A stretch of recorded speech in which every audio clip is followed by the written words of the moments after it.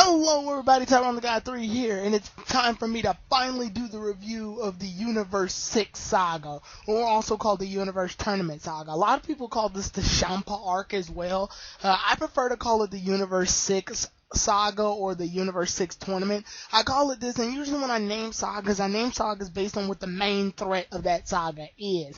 For example, I'll name the Cell Saga the Android Saga because Cell was an android and an antagonist, much like the antagonist Androids 18, 17, and even Android 16 and Androids 19 and Androids 20 to a degree. Because of this, I decided to call it the Universe 6 arc because Champa wasn't really the threat here, and this saga, more or less, the entire team of Universe 6 was the threat, I guess you could say, at this point, because it was what our Z Warriors had to fight off. But with all of that out of the way, the Universe 6 saga is officially over, and it's time for me to tell how I feel about it. The reason I do this video is because I've done saga reviews of every saga in Dragon Ball Super, and done saga comparisons to movies for the first two sagas of Dragon Ball Super, only because those sagas were rehashes of movies that already existed with Battle of Gods and Resurrection of F. However, since this is the one saga that's not based on any Dragon Ball Z movie that came out prior, I'm able to review this one without any references to the movie, which means we won't have to do any comparisons. However, I will be judging this entire saga on several things: plot, character development, the fighting, and appearances, as well as new things it brought to the series. So, with all of that said, I will be revealing the plot in this one as spoilers, but I won't go over the entire plot because I want this saga to be relatively new to most viewers, because most viewers haven't seen this one because it's based off completely fresh content. This is the first new saga of Dragon Ball Super that we've had in such a long time, and it's not based off any anime or any animated movies, or is in a saga that's already been in Dragon Ball Z's history since 1990. So we get to actually enter this one completely brand new. So I will give a brief plot summary to tell a lot of the viewers, you all, what the saga is about, and I will be spoiling things in this review, so if you don't want to hear the spoilers, then I would watch the saga in its entirety, and then I would go ahead and, come back to this review, because this will be explaining everything involving the Universe 6 saga. So, with that said, for the brief plot summary, the Universe 6 saga revolves around Beerus and Champa having a dispute. When Goku and Vegeta are training on Beerus and Whis' planet, they end up meeting up with Champa, the god of destruction of Universe 6, and his assistant Vados, which is basically the female equivalent of Beerus' assistant Whis. When the four end up meeting up with each other, they end up having a taste test of foods, and it seems that Universe 7 has more delicious food than Universe 6 because our planet Earth has a lot more populated people, and they've been able to advance more, while Universe 6 has been plunged into a war that has almost led to its extinction. Because of this, Champa agrees that he wants to have a tournament, and the winner will wind up receiving the other person's Earth. For example, Champa will take Universe 7's Earth, but if Beerus wins, then he winds up getting all 6 of the new Dragon Balls that are finally brought to the series known as the Super Dragon Balls. Honestly, you could watch the first 2 movies and then go jump straight into this saga, and I don't think you would really miss any much major, except for the small parts where Champa and Vados do appear in the Resurrection F saga as a foreshadowing to bring up to this saga right here. The Super Dragon Balls are Dragon Balls that have the power to transcend across different universes, and they also have the power to be much stronger than that of the Earth and Namekian Dragon Balls combined. So, with all of that being said, the deal is set, and Universe 7 fighters have to gather up in order to fight off against fighters from Universe 6 in preparation for the Universe versus Universe tournament. And with that said, our heroes embark on their next challenge, which is a tournament between 2 universes to see who is the best fighter. So, How do I feel about the plot? Well, on paper, this plot actually sounds really good. It's been a while since we've had a decent tournament arc in Dragon Ball's history at all. Dragon Ball Z did not have a tournament arc for real because it was supposed to have a tournament in the Majin Buu saga, and I'm not counting the Cell games because the Cell games, yes, it was technically a tournament, but it was mostly just Cell fighting off against the RZ warriors to see how powerful he is. This obviously seems a lot more leveled. The Majin Buu saga was supposed to have a tournament, but got interrupted midway and only got us a payoff of the Battle Royale towards the end with fighters that weren't actively involved in the Majin Buu saga. However, we do see that in the Universe 6 tournament, we see that there's several fighters that are being chosen from Universe 7 that will be fighting off against several new characters in Universe 6, which makes for a lot more interesting of a plot. On paper, like I said, this sounds very interesting. The reason this sounds very interesting is because we get to see our Z Warriors fight off against heroes that we've never seen before. And as an added bonus, Beerus decided to add a new warrior in the form of Manaka, a warrior that he claims to be the second strongest fighter that he's ever fought since Whis and Goku. Because of this, we see that Manaka is also added to the gang of fighters, and because he's added to the gang of fighters, we not only have a full set of fighters from our universe, but we also have a new character to bring into the series that will be fighting on our side, which means there was a lot of anticipation for what he's actually capable of. Because of this, our Universe 7 team consisted of Goku, Vegeta, Piccolo, oddly enough, Majin Buu, and then the new fighter Manaka. This brought a lot of premise. Since Majin Buu was a very strong fighter in his own saga, respectively the Majin Buu saga, we expected a lot of great things from Majin Buu, as well as Piccolo, because Piccolo is known to be one of the more strategic and smart warriors in the Universe 7. So because of that, a lot of things were very anticipated. However, I can't help but say that Dragon Ball Super has dropped the ball a couple of times in this particular saga. This is where the spoilers start to come in. Now, when it comes to the plot of why these fighters are fighting in the first place seems sort of lowbrow if you ask me. But then again, Dragon Ball doesn't really need a specific reason in order to have fights. They've had fights in sagas for very silly things that have turned out more dangerous before. Like, for example, Bulma even points this out in the Android saga. Why didn't they just use the dragon in order to help them find the location of Dr. Gero's laboratory so that they can stop the androids before they even become activated? Goku and the others state that they don't want to do that and they would much rather fight the androids. And while this is a dumb situation, obviously it makes for a more interesting plot. Bulma does point out the plot holes in this saga as well, where Champa could just use the universe, the Super Dragon Balls in order to restore his planet Earth back to the way it was. That way he can enjoy some food and great delicacies as well. But they felt that it was a lot more interesting to have a tournament over these Super Dragon Balls so that they can fight instead. Now, for another spoiler, the conclusion of all of this involves Beerus wishing that Champa's Universe 6 Earth is restored back to normal, which means this entire tournament really didn't need to happen in the first place, only due to the fact that Beerus wound up being the remedy of the situation anyway. This whole problem got solved and nothing really got a progression, except that Universe 7 now has a good Earth and Universe 6 has a good Earth. So, yeah. I questioned this up a lot, but then I stopped to realize that Beerus and Champa are brothers, though they do disagree a lot, and this definitely shows a great character development for Beerus as a character, because it shows that even him, the god of destruction, can show to have a heart for even his brother at some point in time. He doesn't like to openly admit it, but it was basically the case of what happened in the entire series. But it does bring this entire plot to a full circle of pointlessness when we see that he wound up being the solution to a problem that he himself kind of started in the first place. So, yeah, as far as the plot, you're not going to find anything very open or innovative here, but there are many plots inside of this tournament that make it rather interesting. For example, Vegeta and Kabe can have the potential of unlocking something a lot greater in this tournament, because Vegeta and Kabe had a talk about visiting the planet Salad, which was the original planet that the Saiyans were on before they moved to the Tuffle planet. So we do get some plot advancement there with Vegeta potentially being able to see Saiyans from other universes. So, with that said, that did have a branch off point in the plot, but did it change the plot ultimately? Not really. Now, I guess we can move on to character development since I was talking about Beerus' character development anyway. Unfortunately, the plot here, or this is where the plot suffers a little bit. When you're making an anime, any anime, character development is key.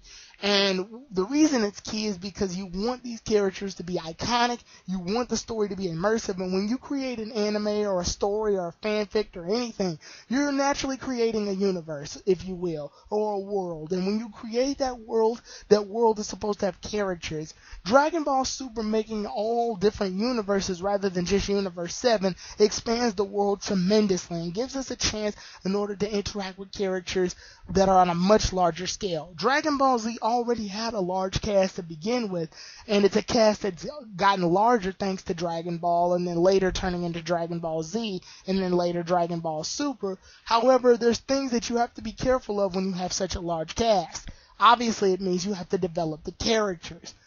And this is something that the Universe 6 arc kinda messed up on several points. While it's true there are specific characters that did get good development, it feels to me like a lot of this saga was rushed in order to make it so that each fight can go on much quicker, and it felt like this saga did a lot of weird turns to back out of giving characters that we know and love the spotlight that they deserve. For example, when forming the Universe 7 team, Gohan was actually supposed to be one of the ones that was nominated to be on the Universe 7 team. He would have made a very excellent contender, and his unlocked potential could have made for some very interesting fights in this entire tournament. Unfortunately, Gohan had a plot convenience conference that he had to go to, so he couldn't even make it to Universe 6/7 tournament because of the conference. The very conference that he turns down the job opportunity to later after the saga, a couple of episodes from then. So it made Gohan kind of pointless because all they did was take his character and just completely write it out of the saga just so that they wouldn't have to have Gohan fight, which felt to me like an excuse. Another bad example of this is Majin Buu. Before even taking the test, the Z Warriors and the Universe 6 characters, have to do a written test. They have to do a written test so that, they can enter the tournament, because this would prevent monsters who don't know the rules to not be in the tournament. Unfortunately, this kicks them in the ass because Majin Buu fails the test because he falls asleep and he gets the lowest grade, which means he ends up getting kicked out of the tournament. Which means all of the potential fights that we could have for Majin Buu wound up being a bust. So Majin Buu's out of the tournament. So Universe 7 is already going into the tournament with 2 fighters completely taken out. Then we've got Monaka. I'll get to the last character later, but we got Monaka. It turns out that in this saga, Monaka is actually very weak. He isn't a strong fighter by any means. In fact, he's not even stronger than, say, Krillin or Yamcha.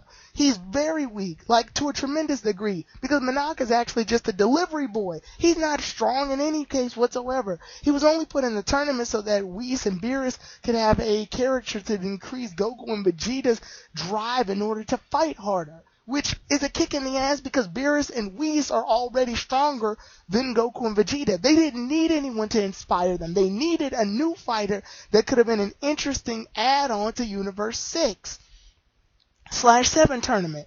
So it felt to me like, again, Monaka was just a joke character put in as an excuse.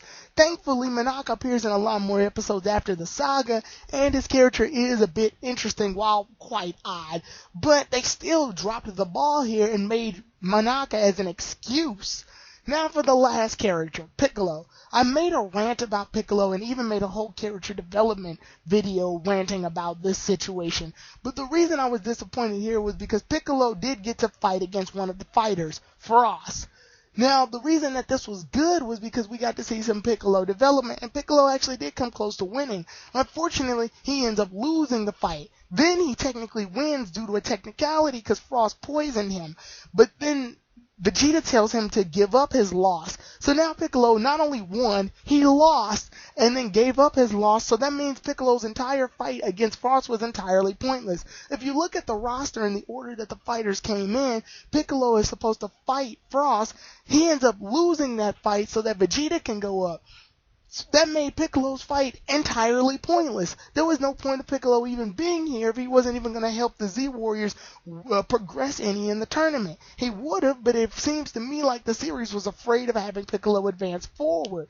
Piccolo's been a long-loved character in Dragon Ball Z, so I felt like Piccolo deserved a lot of development, but all they wound up doing was shoehorning a reason so that Vegeta can fight Frost so they can make up for a fight that Vegeta didn't get to successfully win in Resurrection F. And to me, that's bullshit. It seems to me that all they did was increase Vegeta's character development, but they didn't need to increase the Vegeta's character development. He already had a moment where he beat the snot out of Frieza in Resurrection F. He did not need to fight Frost. Having Piccolo have that development would have definitely did him a lot better. The only reason that they didn't do this, unfortunately, is because they wanted Vegeta in order to fight 3 fighters in Universe 6.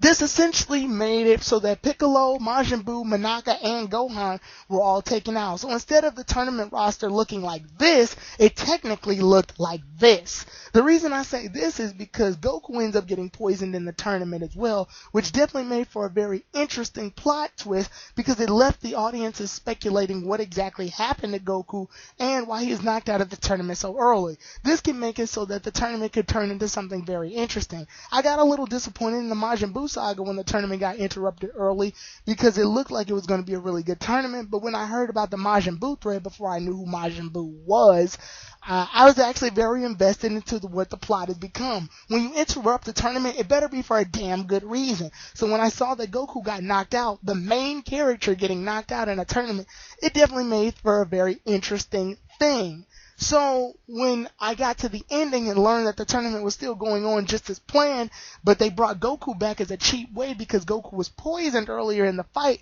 it seemed to me like they needed an excuse in order to get Goku into the start of the tournament to fight Batamo, but then get Goku into the end of the tournament so he can fight Hit.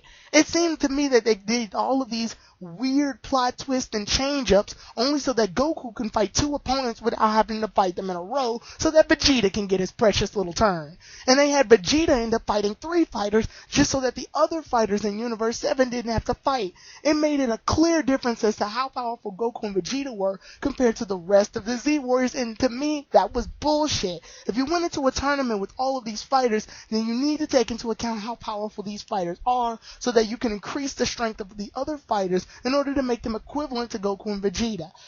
In this entire tournament, it felt to me that Hit, Goku, Vegeta were the only 3 characters that were really worth a damn. Now let me get on to the Universe 6 characters because they are also the new characters that are entered in. Botamo doesn't get much character development, and it doesn't seem like Botamo made much of a difference in the tournament because Goku was able to beat Botamo on base form while not taking the fight seriously at all.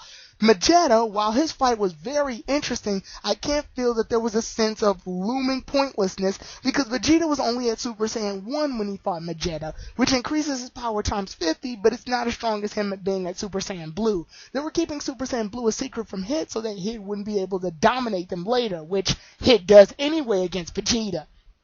So while Vegeta's fight was interesting, it didn't increase his character development any. We didn't know much about Botamo or Vegeta, so it seemed to me like they were throwaway characters.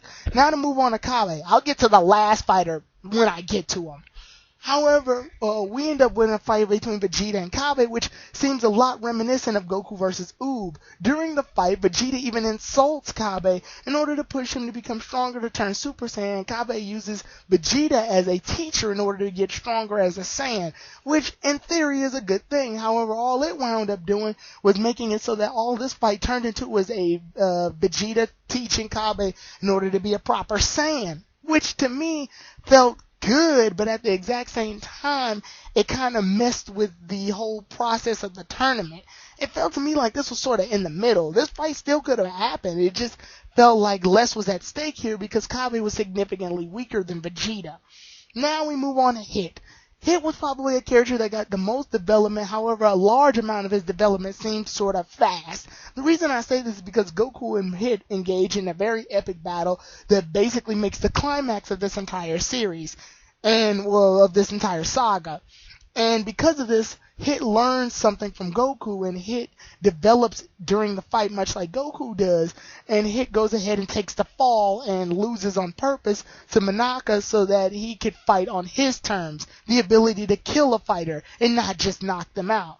He wants a chance to fight Goku at full power, which Goku presented to him when they were fighting in the tournament. So Hit is probably the only character in Universe 7 who got some proper character development along with Kabe. Now for the last fighter, fucking Frost. The problem I have with Frost is the fact that his character development was all over the place and for all the wrong reasons. When going into this series, a lot of people saw that Frost looked like Frieza, which already gave him a bad rap.